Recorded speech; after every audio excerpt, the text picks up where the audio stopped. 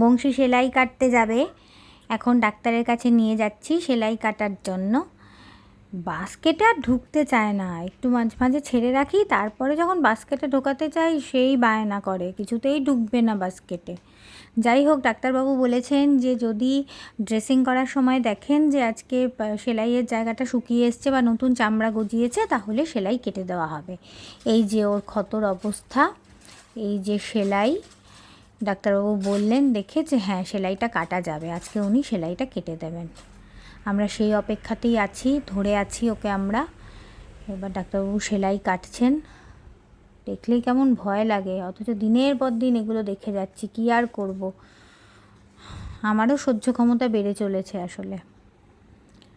ডাক্তারবাবু সেলাই কাটছেন আস্তে আস্তে। এই একদিন অন্তর একদিনই এখানে আসে ড্রেসিং করাতে, কাজেই ও এখন অভ্যস্ত হয়ে গেছে, সবাইকে চিনে গেছে, এখন আর খুব বেশি কান্নাকাটি করে না। আজকে যেমন একদমই শান্ত আছে। সবাই, ডাক্তারবাবু পরিষ্কার করছেন, সবাই ওকে ধরে আছে, ও গোল গোল চোখ করে সবাইকে দেখছে। এখন মেনে নিয়েছে ব্যাপারটা যে হ্যাঁ ঠিক আছে, কি আর করা যাবে। এই যে শিকটা বেরিয়ে আছে ওখান থেকে, যে স্ক্রুটা, ওটাই হাড়ের মধ্যে ঢোকানো হয়েছে, পরে হাড় জোড়া লেগে গেলে ওটা বের করে দেওয়া হবে। বলে বাবালি গোল গোল চোখ করে সবাইকে দেখছে। আজকে খুবই শান্ত, ডাক্তারবাবু নিজেও বললেন যে আজকেও এত রিল্যাক্সড রয়েছে। খুবই রিল্যাক্স তুমি আজকে, সবাইকে দেখছো কারা ধরেছে।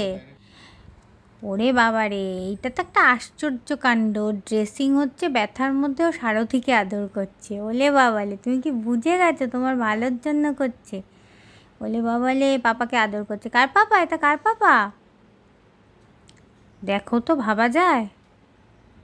ব্যথা করছে করছে, তার মধ্যে ও সারথিকে আদর করছে। সারথি অথচ ওর ঠ্যাংটা কিন্তু জোরে চেপে ধরে আছে, কিন্তু তাও ও সারথিকে আদর করছে।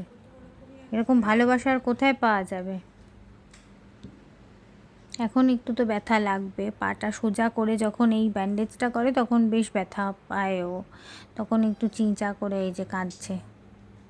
তবে এটা সবাইকে বলার, এই যে ওর ট্রিটমেন্ট, এই যে ব্যয়বহুল ট্রিটমেন্ট, এটা আমি কখনো করাতে পারতাম না যদি আপনারা সবাই পাশে না থাকতেন। এটা আমার পক্ষে সম্ভব ছিল না। ওর ওটি এবং তারপর ওষুধপত্র এবং একদিন অন্তর একদিন ড্রেসিংয়ের যা খরচ, এই খরচ আমার একার পক্ষে বহন করা সম্ভব ছিল না। এইভাবে যে আপনারা পাশে থেকেছেন, মানে আমার কিছু বলার নেই। আমার মনে হয় প্রত্যেকটা ব্লগে আমার এই কথাটা বলার দরকার আছে যে আপনারা কিভাবে হেল্প করেছেন। এরকমভাবে মানুষ আমার পাশে দাঁড়াবে এটা আমি একদম ভাবতে পারিনি। সত্যি এটা আমার তরফ থেকে, বংশীর তরফ থেকে সবাইকে খুব ভালোবাসা।